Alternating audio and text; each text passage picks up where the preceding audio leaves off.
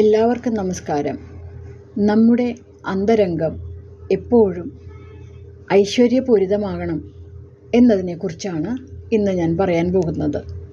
ഒരിടത്ത് ഒരു കർഷകനും ഭാര്യയും ജീവിച്ചിരുന്നു. ഒരു ദിവസം ഉച്ചയ്ക്ക് ഭക്ഷണം കഴിക്കാൻ കർഷകൻ വീട്ടിലെത്തി. കൈകാലുകൾ കഴുകി നിലത്തൊരു പലകയിൽ അയാളിരുന്നു. ഭാര്യ അയാൾക്ക് ഭക്ഷണം വിളമ്പി. ഭക്ഷണം കഴിച്ചു തുടങ്ങിയപ്പോൾ വീടിന് പുറത്തു നിന്ന് ആരോ വിളിക്കുന്ന ശബ്ദം കേട്ടു. കർഷകൻ ഭാര്യയോട് ആരാണതെന്ന് നോക്കാൻ പറഞ്ഞു.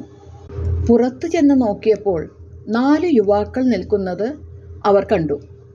കർഷകൻ്റെ ഭാര്യ ചോദിച്ചു, ആരാണ് നിങ്ങൾ? എന്തിനാണ് വന്നത് എന്ന്. യുവാക്കളിൽ ഒരാൾ പറഞ്ഞു, ഞങ്ങൾ അങ്ങ് ദൂരെ നിന്നും വരികയാണ്. ഞങ്ങളുടെ പേര് ധനം, ഐശ്വര്യം, സമാധാനം, സ്നേഹം എന്നാണ്. ഞങ്ങൾക്ക് താമസിക്കാൻ ഒരു സ്ഥലം വേണം, കൂടെ നല്ല ഭക്ഷണവും. പക്ഷേ ഞങ്ങളിൽ ഒരാളെ മാത്രമേ വിളിക്കാൻ പാടുള്ളൂ. ഭാര്യ അകത്തേക്ക് പോയി ഭർത്താവിനോട് ഈ കാര്യം പറഞ്ഞു. വന്നിരിക്കുന്നത് സാധാരണക്കാരല്ലെന്നും ദേവന്മാരാണെന്നും കർഷകന് മനസ്സിലായി. ഭാര്യ പറഞ്ഞു, നമുക്ക് ധനത്തെ അകത്തേക്ക് വിളിക്കാം. അതാകുമ്പോൾ നമുക്കിനി കഷ്ടപ്പെടേണ്ടല്ലോ.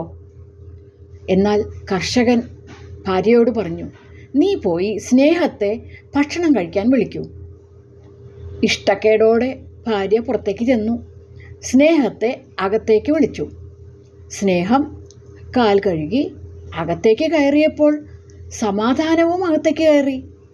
ഇത് കണ്ട് ഐശ്വര്യം പറഞ്ഞു, സ്നേഹവും സമാധാനവും ഉള്ളിടത്തെ ഞാനും താമസിക്കുന്നുള്ളൂ എന്ന്.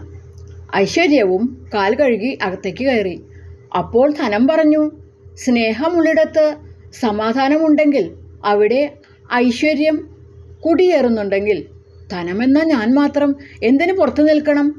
ഞാനും നിങ്ങളുടെ കൂടെ ഇവിടെ താമസിക്കാം എന്ന്. ധനവും കാൽ കഴുകി അകത്ത് കയറി. നമ്മുടെ ഹൃദയത്തിൻ്റെ പടിവാതിൽക്കൽ ഇതുപോലെ 4 പേർ നിൽക്കുന്നുണ്ടായിരിക്കും എപ്പോഴും. നിങ്ങൾ ആരെയാണ് വിളിക്കുന്നത്? ആരാണ് ഇപ്പോൾ നിങ്ങളിൽ കുടിയേറിയിരിക്കുന്നത്? അതോ ആരും അവിടെ ഇല്ലേ? ചിലർ വിളിക്കുന്നത് ധനത്തെ മാത്രം, പക്ഷേ അവിടെ സമാധാനമില്ല. ചിലർ ഐശ്വര്യം കാക്ഷിക്കും, പക്ഷെ അവിടെ സ്നേഹമില്ല. അതുകൊണ്ട് തന്നെ സംതൃപ്തിയുമില്ല. നിങ്ങൾ സ്നേഹത്തെ ഒന്ന് വിളിച്ചു നോക്കൂ. അത് വന്ന് ഹൃദയത്തിൽ നിറഞ്ഞാൽ സ്നേഹത്തിൻ്റെ സുഹൃത്തുക്കളായ സമാധാനം, ഐശ്വര്യം, ധനം എന്നിവർ തനിയെ വന്നുകൊള്ളും.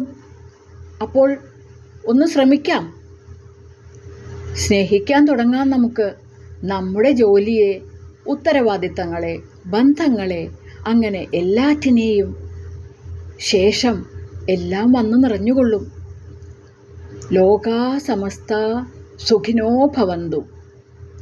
നമ്മുടെ എല്ലാവരുടെയും അന്തരംഗം ഐശ്വര്യപൂരിതമാകട്ടെ എന്ന് പ്രാർത്ഥിച്ചുകൊള്ളുന്നു ഞാൻ. നന്ദി.